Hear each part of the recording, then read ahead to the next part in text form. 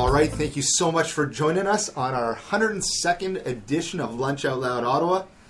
My name is Nick Bachewski. I'm Andrew Miller. And of course, we're the podcast that talks to the people, places, events, and music that make this city the incredible city that it is.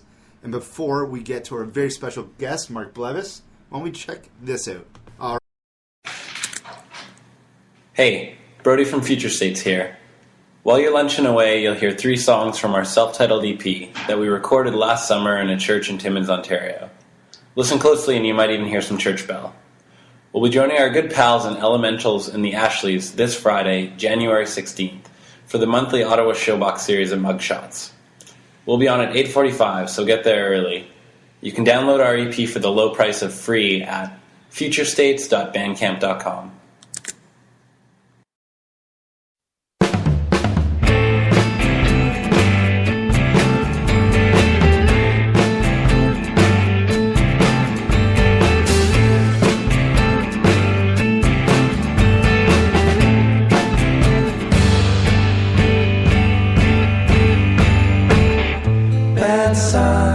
Headlines in the paper, dogs barking again.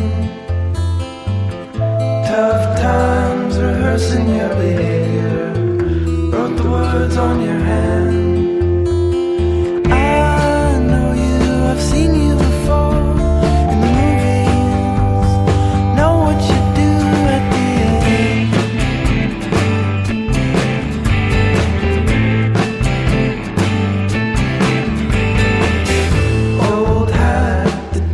on the table, the house is a mess. All right, thank you so much, Future State. So, of course, check them out this Friday at Mugshots, part of the Ottawa Showbox Presents series. Great lads at Ottawa Showbox. So please go out there and support them. 3 great acts, so it's going to be a lot of fun. So I guess this is our first interview of 2014. 2015. We're still in 2014. Signing checks 2014. Yeah, still signing checks, still dating everything 2014. Anyways, our episode last week was a lot of fun. I had a lot of fun doing that, previewing. We have great guests this year. And I think it's very important that we start doing what we do best, is interview other people and not just listen to ourselves. Yeah. So I thought an awesome guest to have to start off our new year would be Mark Blevis. So Mark also runs an amazing podcast in this city, which I think a lot more people should be listening to. For sure. A lot more people should know about this podcast instead of, I know Serial is awesome and all the rage, but you know what? There are so many awesome podcasts in this city where you can learn about what's going on in your country, what's going on in your environment, what's going on in your city, and it'll affect real life, which is a lot of fun. So not only is he a podcaster, he's owner of fullduplex.ca, which we'll learn about in just a few moments. The podcast is called Digital Public Affairs. He's an author, a speaker, and a columnist. So many things. So thank you so much for having us here today. Thanks for having me. My ongoing joke is, it's nice being had. And that you are. So like we like to do with all of our guests, we like to get to know what keeps you in Ottawa. Are you born and raised? Some of your favorite restaurants, that sort of thing. Okay, so what keeps me in Ottawa is, we're very strongly rooted here now. My wife and I have been together since 1995. We now have 2 children who are in their teens. One's in high school, one's going to high school. And we've actually, there have been various times during our careers that we've had opportunities to move elsewhere, and we've never felt the strength to uproot ourselves. Even before we had kids, the idea of leaving this town. Ottawa is an amazing city. It does have its faults, and for all of its faults, you can't just rip up and leave. On a day like today or last week, where you step outside your house and you have frostbite already. I can't leave that behind. So that's part of what keeps me here. But then you were talking about restaurants and stuff like that. So Pressed Ottawa, where we had an event last week. That's right. Yeah, great restaurant. The Wellington Gastropub, Side Door Cafe, Union 613. What else? For coffee, Morala. I mean, there's just so many great places to go. we live in the Glebe and we walk. In fact, last nice. weekend we went to a birthday party at the Wellington Gastro Pub. Yeah. You know, I don't know, it was like minus 20 that night or whatever, but we still walked. You still walked it? Oh, wow. Oh, great. Yeah, we'd been inside all day too, but it's, there's even 45 minutes is not such a bad deal to walk. So I don't know, maybe I'm a fast walker. I got one I right. think you are. And Colin opened up another gastro pub on Beechwood. The Beechwood Gastro Pub, Yeah. yeah. I saw the I haven't menu been there yesterday. yet, It but- looks amazing. Oh, Yeah. I'd be remiss if I didn't mention Irene's Pub, of course. Which Oh, is, yeah. Great live music I can there. practically fall out of my bed and land there, so that's good. How do you living in the Glebe? How do you like all the transition of Lansdowne? You know what? I wasn't happy with the way Lansdowne came to be. Yeah. It's here now. I'm hoping that it's successful to the extent that it can be. I'm hoping that the community doesn't suffer. We're starting to see things like Britain's closing, so hopefully we don't see much more of that. The big impact, though, that we see that is inescapable at the moment is the traffic on Bank Street. And actually, at some intersections now, pedestrian safety is a concern. But, as a whole, there are things about Lansdowne I like. There are a lot of things I don't like. Yeah. The big thing here is it's here now. How do we make it all work so everybody can get along? So on the Saturdays, the Bank Street is still pretty stop and go. Oh, even Sundays, and Saturdays, even Sundays, during stop the and week, it's busy like that. But the weekends, it started around Christmas time, and I kind of thought, Christmas, it'll tail off after Christmas, and it hasn't at all. What all's open over there right now? Local. Like I know. Locals, So the restaurant, Locals, Lansdowne or the whatnot, TD, the Whole Foods. the TD, the Whole Foods, Yeah. the Sporting Life. Well, Radio the Shack. Lint was the first one to open up. Lint, yes, you're right. With all due respect to other businesses and retailers, really the only thing that's remarkable there that stands out to me, besides, say, the football team or the 67s, I suppose Whole Foods. And, we've been to Whole Foods in the States and we like it. I'm not overly impressed with the location here in Ottawa. That's another story. Yeah. But Lint, by my estimation, really the only thing, aside from Whole Foods, that's remarkable is Lint. Sporting Life is not going to appeal to a lot of people. The cost of a ski jacket there is amazing. So you're not going to have many people who are going to drive all over the city unless they're into extreme sport. Yeah. Was that the company that ended up buying out That's right. Tommy LaFave's? I believe so. Yes. That's right. Yeah. So Tommy LaFave moved out and they're good. Yeah. All right. There so, we digress. Excellent. No, Yeah. that's excellent. And local Lansdowne, I like for all their local beers are great there. So Oh, that's so going to be a fun spot. So I haven't actually been there yet, but I know there's Milestones, there's Gabriel's Pizza, Yeah. there's Jack Astor's. To me, there's nothing there that there's very few things rather that stand out as being a magnet to get people to go there. Yeah. Jack Astor's is going to cater to the football game and the hockey game people. I don't know many people who are going to go say, "Hey, let's go to Jack Astor's in Lansdowne tonight." Exactly. When there's a Jack Astor's, around the corner. Farmers elsewhere. market for me. That's basically. Oh, it. I'm sorry, I left it at the farmers market. So that's the only thing that would draw me. Yeah. So And we go there. And actually, what I didn't realize until this past weekend is there's a winter market. Yeah, just started Oh, last nice. weekend. Yeah. We're big fans of the farmers market, and we're actually happy that it's moved back to Lansdowne for brewers. So that's the one positive that we'll There take you away go. from it. Yeah. All right, so let's start off on fullduplex.ca. So what exactly is Full Duplex, and why should people know more about it? Full Duplex, actually, it's coming up on its 4th anniversary. This coming February will be the 4th year of business, and it's a digital public affairs consultancy. So a lot of people are familiar with what public affairs is. We don't do government relations, but the idea of issues of public opinion, public policy, advocacy, not so much on the activism side, although we do a fair bit of research on the role of activism in influencing public policy. But everything that we focus on here at Full Duplex is digital.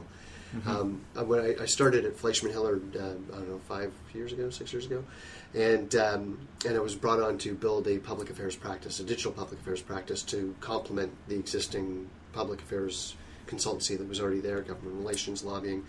And when I parted ways with Fleischman, I started my own space, and I decided there was no way or no reason for me to compete with other public affairs consultancies delivering public affairs services. I didn't have the experience, I didn't have the cachet, but the digital side was still fairly young. I was a newcomer to the space. In fact, I was one of the very first people in it back in 2009.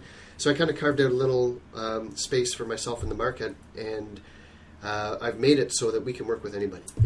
We're sharing office space with public affairs advisors. We've done work with firms in Toronto and Montreal. We have great relations with, here in Summa Strategies and Abacus Data. So in that respect, we're kind of free agents. So we're not attached to any one firm, and we can help anybody with the digital side. So whenever there's a major issue in Canada and something's trending on Twitter, you're watching that, seeing what. And that's that's partly for studying. clients, but it's also a personal interest. Yeah. There's been very little study in Canada, and there's more of it now, and the media are becoming more equipped with tools. But when I first started out 4 years ago with Full Duplex, there was I was the guy who was doing election Twitter analysis and election Facebook and blogging analysis. So nobody really had the capacity or the energy and time to do it. I gave up maybe 8 hours of sleep for a few months. But the idea being is very few people took the time to understand what distinguished Canada from the rest of the world. The United States, I was joking with somebody last night, politics is an industry rather than an inconvenience or an obligation, right? So down there it's well funded, there's a lot of research that's conducted, there's a lot of people who understand what's going on and commenting on it. Up here in Canada we don't have that, which is why after the last election, the blog post I had written where I did analysis of what was happening online ended up in 2 Carleton University textbooks. Okay. Oh, wow. Because nobody else was doing the digital stuff at the time. Now, that's not the case anymore. There's a growing number of firms that have the ability, or they're building up capacity to do it. And so the trick is to always try and stay a little bit ahead. So we've done other research on activism, focused heavily on the Ottawa War movement when it was taking place, looking into NIMBYism right now with what's going on at the Billy Bishop Airport. And all that stuff is extracurricular, combined with our Matters of Opinion report, which is an annual report we do with Abacus Data looking at how Canadian opinions are shaped by online information and interactions. Interesting. And that's a long answer. Yes. So they're doing a lot. We were talking about brief before he turned on the mic. But I guess that leads us into your podcast, the Digital Public Affairs podcast, because you've seen, since you started 5 years ago in kind of the digital public affairs, you've seen politicians for the first time go, you know what, this is going to stick. Like, I'm assuming at first they're like, no, I hope Twitter doesn't stick. This is a terrible idea. Me getting my thoughts out, I don't want that out. Into, how can I utilize it as a tool to reach my constituents more, to, talk back. And you look at people like our people. mayor, who is all over Twitter. Yeah. And it definitely works in his benefit, I would say. Absolutely. You can connect a lot more. So I guess tell us a bit more about maybe your podcast, the format of the show, how it started, where it got to now, and maybe some of your guests and successes you've learned from it. So do you want the long story or the short story? Whichever story you want to tell. Well, it's funny. Yours. Yeah. Okay. So, all joking aside about my long answer, my podcasts are actually, I try to keep them as close to 10 minutes as possible. Now, I deviate once in a while by a few minutes, and sometimes if it's exceptional, it might be a half an hour or something. But the general concept behind my podcast is built on an idea that I was actually one of the early podcasters in Canada with a show called Electric Sky, and the idea was 10 minutes that's going to change my listener's day. And so I interviewed like Ian Boyd at Compact Music, and actually his was one of the very few interviews I didn't have to cut anything out. We recorded straight as an arrow, and it was 10 minutes. But often I would speak to people for on the order of 15 to 40 minutes, and I'd cut it down to 10 minutes. Get it down to the bare essentials, the stuff that's really going to get people's attention. And I found that was a format that worked because 10 minutes is not a whole lot of time to give up. Yeah. There's a lot of substance that can go into 10 minutes, and you really can get somebody to think differently, or at least think about something for the remainder of the day. So when I started the Digital Public Affairs podcast, I took the same approach, but rather than interviewing people like Ian Boyd or Harry Makes, I was interviewing people like Tony Clement or Mark Garneau or Preston Manning or Danielle Smith or Ted Hsu, you name it, Nikki Ashton. So it's apolitical. I mean, it's political in the sense that I'm speaking to people who function in the political world, but it's nonpartisan. And I always tell my guests, this is a nonpartisan discussion. So it's not intended as a platform to take shots at the other parties, and it's not an invitation necessarily to invite them in. But if there's something that fits where you can bring in a discussion about your own party or other parties and how things have happened, by all means do it. And it's a great experience. The number of people who I get to speak to is going up all the time.